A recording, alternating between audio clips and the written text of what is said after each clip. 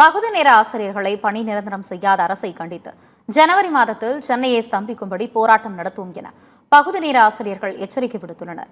சென்னை சிவானந்தா சாலையில் 400க்கும் மேற்பட்ட பகுதி நேர ஆசிரியர்கள் போராட்டத்தில் ஈடுபட்டனர். பகுதி நேர ஆசிரியர்களை பணி நிரந்தரம் செய்வோம் என உறுதியை நிறைவேற்றாத திமுக அரசை கண்டித்து கோஷங்களை எழுப்பினர். சொற்ப ஊதியத்தால் எந்தவித தேவைகளையும் நிவர்த்தி செய்ய வழியில்லாமல் நிற்பதாக வேதனை தெரிவித்தனர்.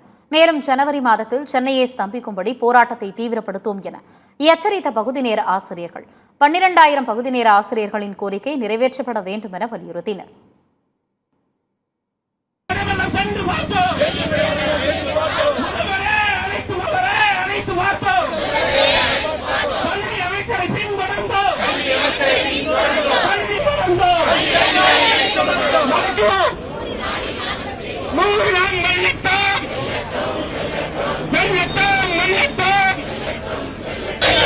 பகுதி நேர ஆசிரியர்களின் பணி நிரந்தர கோரிக்கை வெல்லட்டும் வெல்லட்டும்.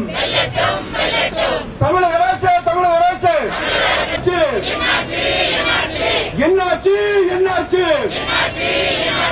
வாக்குறுதி என்னாச்சு தேர்தல் வாக்குறுதி என்னாச்சு? ஆனால் தொடர்ந்து இந்த 14 ஆண்டுகளாக அந்த வாரத்திற்கு 3 அரை நாட்கள் பணிதான். அரை நாட்கள் பணி என்றால் கூட வெகு தொலைவில் சென்று பள்ளி பணியாற்றுவதால் அது ஒரு நாள் பணியாக தான் அமைந்து விடுகிறது. அதுபோன்று மாணவர்களின் நலன் கருதி, பள்ளியின் நலன் கருதி தலைமை ஆசிரியர்கள் சொல்கின்ற அலுவல் பணிகள் கூட நாங்கள் செய்கின்றோம். இப்படி செய்கின்ற அந்த வேளையில் எங்களுக்கு அந்த சொற்பொழியும் அப்பொழுது 5,000 தான் வழங்கப்பட்டுள்ளது. பல்வேறு போராட்டங்களை தொடர்ந்து நடத்தி தான் கடந்த அரசு இந்த அரசிடம் சிறு ஊதிய உயர்வு பெற்று கூட தற்பொழுது மாதம் 12,500 தான் பெற்றுக்கொண்டு இருக்கின்றோம்.